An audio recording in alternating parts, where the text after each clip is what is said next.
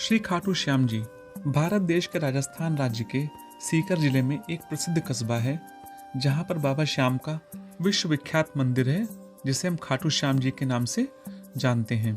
हिंदू धर्म के अनुसार खाटू श्याम जी ने कलयुग में श्री कृष्ण से वरदान प्राप्त किया था कि वे कलयुग में उनके नाम से पूजे जाएंगे। श्री कृष्ण बर्बरी के महान बलिदान से काफ़ी प्रसन्न हुए और वरदान दिया कि जैसे जैसे कलयुग का अवतरण होगा तुम श्याम के नाम से पूजे जाओगे। इसी बात को सुनकर खाटू श्याम जी के दर्शन की महान अभिलाषा मन में पैदा हो चुकी थी और हम सब काफ़ी सोच रहे थे कि कब बाबा का बुलावा आएगा और खाटू श्याम दर्शन करने के लिए हम सब जाएंगे। लोगों ने कहा भी है कि जब तक बाबा का बुलावा नहीं आता आप लाख प्रयास कर लें, आप बाबा के दर्शन नहीं कर सकते। हम सब भी यही सोच रहे थे। आप यकीन नहीं करेंगे, खाटू जाने का हमारा प्लान बिल्कुल भी नहीं था और ये 5 मिनट के अंदर सब तय हुआ कि खाटू जाना है। और हम सब लोगों ने मात्र 2 घंटे में पूरी तैयारी की और खाटू जी की यात्रा पे निकल चुके, क्योंकि अगले दिन एकादशी पड़ रही थी। श्याम बाबा का काफ़ी महत्वपूर्ण दिन माना जाता है। हम लोगों ने बिल्कुल भी नहीं सोचा था कि इतने अटंडम हमको जाना पड़ेगा। बस बाबा ने बुला लिया तो हम सब चल दिए और हम सब दोपहर में निकले और रात होते होते हम सब मेहंदीपुर बालाजी पहुंच गए। दर्शन किया अगले दिन सुबह और उसके अगले दिन हम सब निकल लिए खाटू श्याम जी के दर्शन करने। वहाँ पहुँचने के बाद हम लोगों ने धर्मशाला ली। चूँकि एकादशी का दिन था इसलिए अथाह भीड़ थी, लेकिन बाबा श्याम की कृपा थी तो हमें एक धर्मशाला में स्थान मिल गया। हम सब वहाँ पर रुके और फिर नहा धोकर फ्रेश होके हम लोगों ने बाबा श्याम के दर्शन करने के लिए निकल लिए।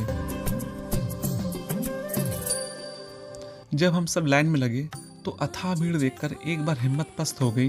बाबा का नाम लिया, एक जोर का जयकारा लगाया, जय बाबा श्याम, और लाइन में लग गए। आप यकीन नहीं करेंगे, इतना उत्साह, इतना जोश लोगों में था उस लाइन में।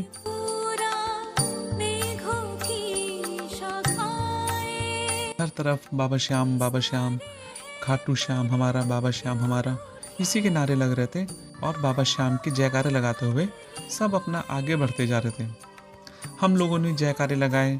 हमारी बेटी ने बाबा के नाम का निशान लिया और उसको लहराते हुए बाबा के नाम का जयकारा लगाते हुए आगे बढ़ती रही। धीरे धीरे हम सब मंदिर के समीप आते गए और जयकारे और तेज होते गए, जय बाबा श्याम, जय बाबा श्याम। और हम सब मंदिर के अंदर फिर प्रवेश कर गए। जब मंदिर के अंदर प्रवेश किए तो वहाँ जाने के 3 रास्ते हैं। जो बाएं हाथ का रास्ता है वो मंदिर के अंदर से जाएगा। जब आप उसके अंदर जाएंगे तो आपको बड़े बड़े नगाड़े मिलेंगे जो लोग बजाते रहेंगे और वहीं से होते हुए आप बाबा श्याम के सामने से गुजरेंगे और बाबा श्याम के दर्शन मिले। हम लोगों का जीवन सफल हो गया जब बाबा श्याम को सामने से देखा। लोग कहते हैं कि वहाँ पर मूर्ति है, लेकिन अगर आप बाबा खाटू श्याम जाएंगे, बाबा के दर्शन करने जाएंगे, तो आप एक बात जरूर गौर करिएगा, वो मूर्ति नहीं लगती। लगता है कि वास्तव में कोई सजीव आदमी है जो बैठा है और हम सब पे अपनी कृपा दृष्टि बनाए है, अपनी निगाह रखे हुए है। श्याम बाबा के दर्शन करने के पास मन में एक अलौकिक सुख की अनुभूति हो रही थी। मन ही नहीं कर रहा था कि श्याम बाबा के मंदिर से बाहर जाए, मन कर रहा था कि बस यहीं बैठे रहें। इसके बाद हम सब निकले और श्याम बाबा के मंदिर से थोड़ी ही दूरी पर स्थित श्याम कुंड की तरफ चल दिए। मान्यता है कि यहाँ आकर इस कुंड में जो भी श्रद्धालु नहाता है उसके सारे पाप धुल जाते हैं। लोग ये भी कहते हैं कि शीश के दानी बाबा श्याम का शीश यहीं से अवतरित हुआ था। श्याम भक्तों के लिए खाटू श्याम में श्याम बाग और श्याम कुंड आस्था के एक बहुत बड़े केंद्र हैं। श्याम बगीचे में प्राकृतिक वातावरण के बीच आस्था के विभिन्न रंगों की अनुभूति होती है। यहाँ परम भक्त आलू सिंह की समाधि भी बनाई हुई है। श्याम कुंड के बारे में मान्यता है कि यहाँ स्नान करने से श्रद्धालुओं के पाप धुल जाते हैं। महिलाओं और पुरुषों के स्नान के लिए यहाँ अलग अलग कुंड बनाए गए हैं।